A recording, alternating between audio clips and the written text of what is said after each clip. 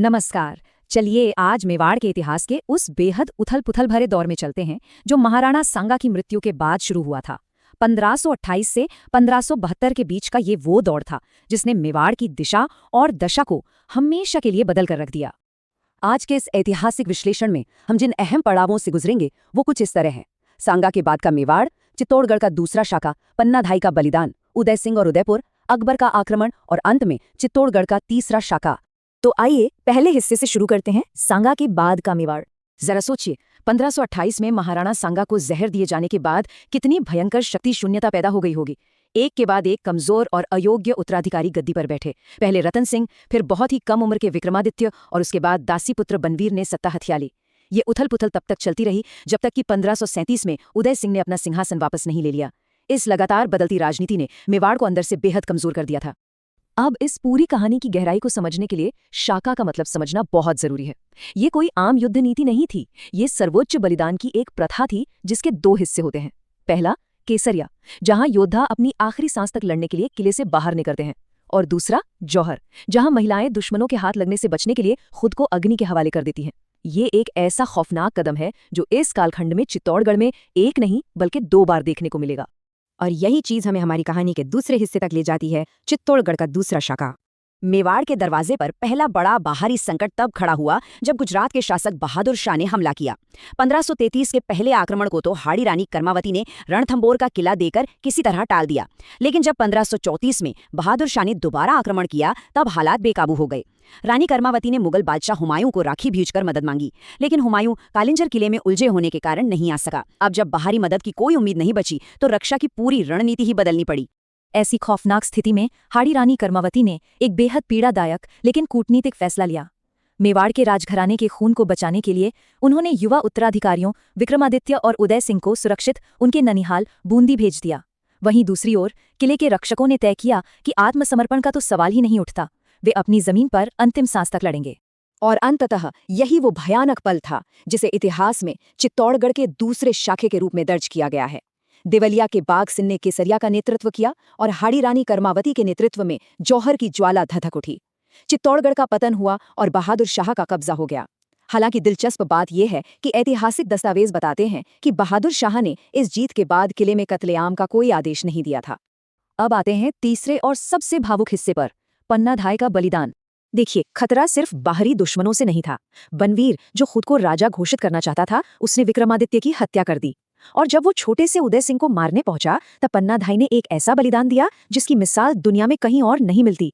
उन्होंने राजकुमार को एक टोकरी में छिपाकर किले से बाहर भेज दिया और उनकी जगह अपने सगे बेटे चंदन को सुला दिया। बनवीर ने चंदन को ही उदय सिंह समझकर मार डाला और इस तरह असली राजकुमार को सुरक्षित कुंभलगढ़ पहुंचा दिया गया। पन्नाधाई के उस रोंगटे खड़े कर देने वाले बलिदान ने मेवाड़ का भविष्य बचा लिया।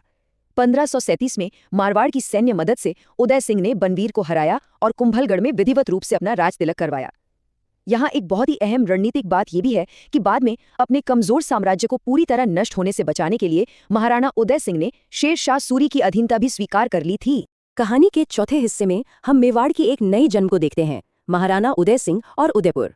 इतने हमलों के बाद महाराणा उदय सिंह बहुत अच्छी तरह समझ चुके थे कि चित्तौड़गढ़ सामरिक रूप से अब सुरक्षित नहीं रहा। इसलिए अपनी दूरदर्शिता का परिचय देते हुए उन्होंने 1559 में एक नए शहर उदयपुर की नींव रखी। उन्होंने उदयसागर झील का निर्माण करवाया, भव्य सिटी पैलेस बनवाया और सबसे बड़ा कदम, अपनी राजधानी को अरावली की सुरक्षित पहाड़ियों के बीच बसा लिया। और अब पांचवा हिस्सा, शांति को भंग करने वाला अकबर का आक्रमण। शांति के ये दिन ज्यादा लंबे नहीं रहे। 1567 में मुगल बादशाह अकबर की नजरें मेवाड़ पर टिक गईं। आखिर अकबर ने इतना बड़ा हमला क्यों किया? इसके 4 मुख्य कारण थे। पहला और दूसरा, अकबर गुजरात और मालवा के व्यापारिक मार्गों पर कब्जा करना चाहता था, जिसके ठीक बीच में मेवाड़ आता था। तीसरा, महाराणा उदय सिंह ने अकबर के विरोधियों जैसे बाज बहादुर और जयमल को शरण दे रखी थी। और चौथा आखिरी कारण था राजपूताना के सबसे शक्तिशाली राज्य को हराकर पूरे इलाके पर अपना निर्विवाद वर्चस्व स्थापित करना। लेकिन इस बार मेवाड़ की रणनीति बिल्कुल अलग थी। महाराणा उदय सिंह अपने परिवार के साथ पहाड़ियों और जंगलों में चले गए। इस रणनीतिक वापसी ने राजा और मेवाड़ के वंश की सुरक्षा तो पक्की कर दी, लेकिन चित्तौड़गढ़ किले की रक्षा का पूरा भार अब मेवाड़ के दिग्गज सेनापतियों जयमल मेरतिया, फत्ता सिसोदिया और कल्लाजी राठौड़ के मजबूत कंधों पर आ गया। घेराबंदी कई महीनों तक चली। फिर एक रात अकबर ने अपनी बंदूक संग्राम से गोली चलाई जो सीधा जयमल के पैर में जाकर लगी। जब अगली सुबह मुगल खेमे ने किले के अंदर से आग की लपटें उठती देखी तो अमेर के शासक भगवंत दास ने अकबर से कहा था, ये आग नहीं है, ये राजपूतों का शौर्य है। ये इस बात का साफ संकेत था कि किले के अंदर आखिरी और खौफनाक शाका शुरू हो चुका है।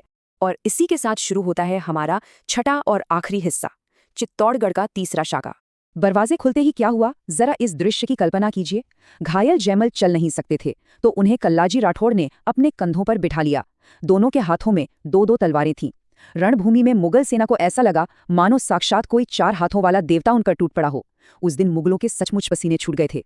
अगर हम 1534 और 1568 के इन दोनों युद्धों को एक साथ रखकर देखें तो साफ पता चलता है कि चित्तौड़गढ़ ने कितना भयंकर और लगातार संघर्ष झेला है। 1568 का ये तीसरा शाका जयमल और फत्ता की वीरगति और अंततः फत्ता की पत्नी फूल कंवर के दुखद जौहर के साथ खत्म हुआ। किले पर कब्जा होने के बाद इतिहास हमें यहाँ एक बहुत ही जटिल तस्वीर दिखाता है।